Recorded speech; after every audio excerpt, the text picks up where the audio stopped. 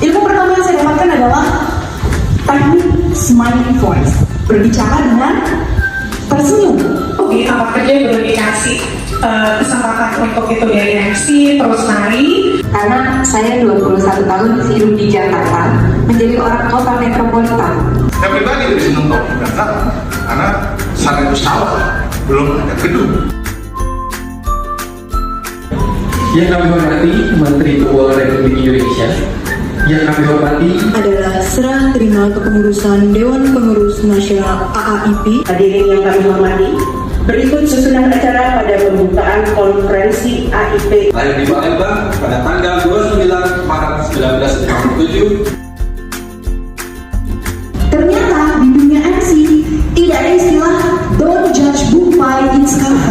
Cover kita tuh harus rapi, bersih, wangi. Pleasure to welcome all of you to the Nusantara Mall, the Western Resort, Nusa Dua, Bali. Ladies and gentlemen, let us take a quick recap of today's program. Honorable Assistant to the Minister for Organization. Ladies and gentlemen, to begin with, allow us to invite CEO of PT Indonesia Infrastructure.